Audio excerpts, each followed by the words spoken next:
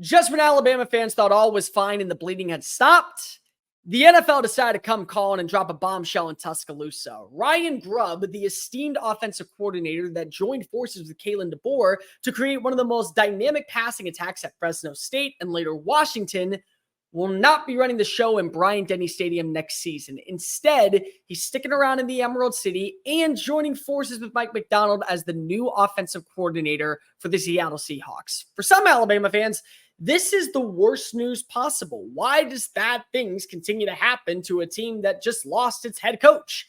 But to me, I'm really not that concerned, and I'll explain why. But if you are new here, welcome on into the channel, people. Make sure you hit the subscribe button down below. Hit the notification bell as well. That way you don't miss a single episode of Just Saying It. Make sure you leave a comment telling me, what would you do if you're Kalen DeBoer looking for your next offensive coordinator? Tell your friends, your family, your mortal enemies, best of bros, college football fans, Alabama faithful, everywhere about this channel, because we're on the race to become the #1 YouTube show talking college football daily. Follow me on social media at Mr. Cole Thompson, Twitter, X, Instagram, wherever you get your podcast listening systems.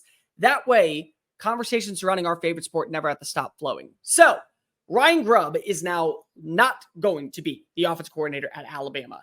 And it's a sad moment because this has been part of the story of the success of Kalen DeBoer. You can't really tell the last 4 years of DeBoer's dynamics without Grubb as part of it.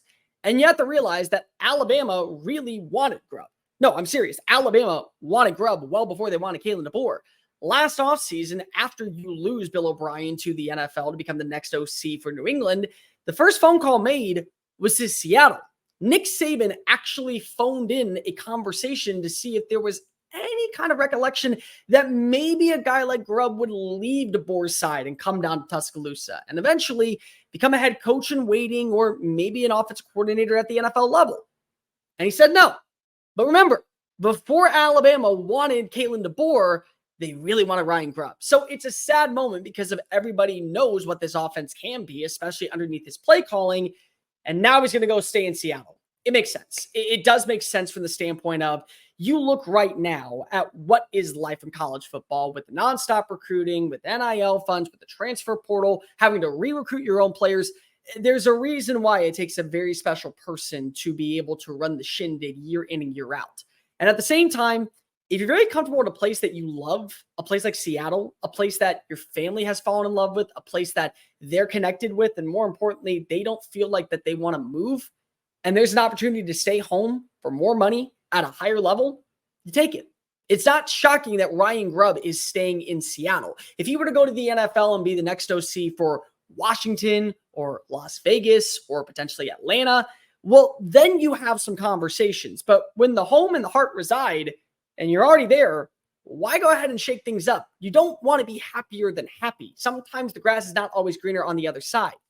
But the reason I'm not worried about this is because of who I started off the show with. Kalen DeBoer.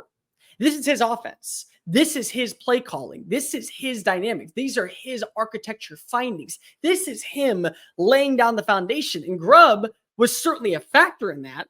But it all starts from the mind and from the blueprint of the man that's now leading the show in Tuscaloosa. And he's not going anywhere. And he has connections across the college football landscape to where I really wouldn't be that concerned about really anybody coming in as long as they understand the personnel structure.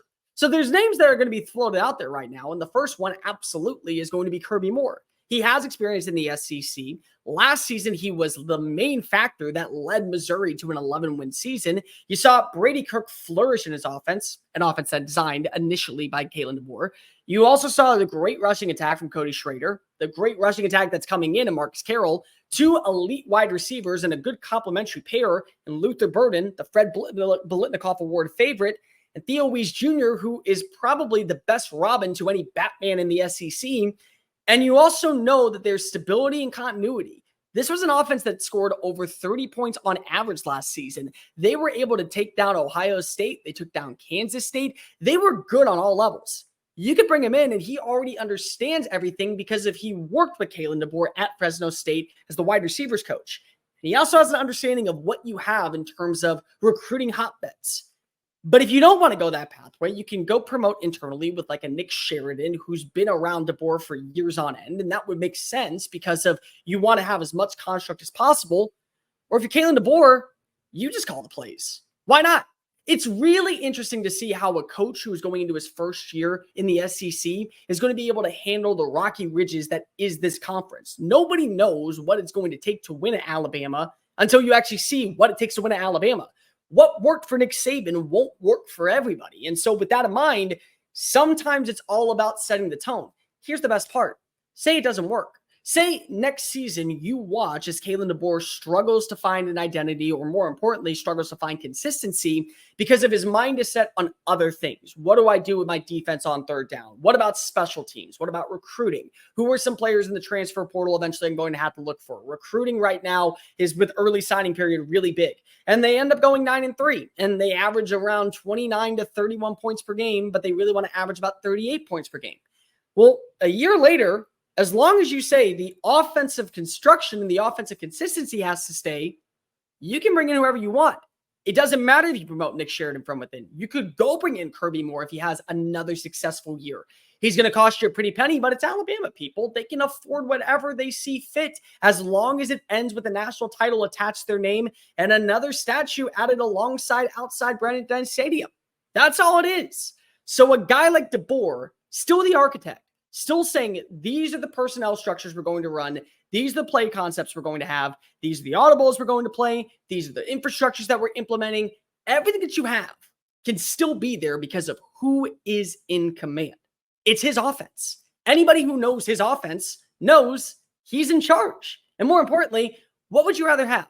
Somebody from the outside who does not understand play structure or concepts or dialogue or anything that really goes on for what you're looking for, and then you get blamed for the problem, or when you're forced to face the music in front of the media after a bad showcase, you say to yourself, I'm in charge. I take full responsibility. Kalen DeBoer's offense can work. It can work with Ryan Grubb. It can work without Ryan Grubb.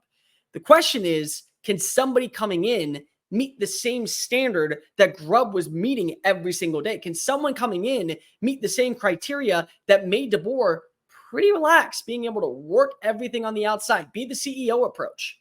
Maybe this is the year where instead of waiting for your COO or your CFO, i.e. offensive coordinator, defense coordinator, to come in, you just take on that duty. And then once you figure out how the SEC works, then you decide what you want to do. Nobody complains when Kirby Smart is calling defensive plays and they end up winning the SEC championship and then a national championship and then go on a 29-game win streak.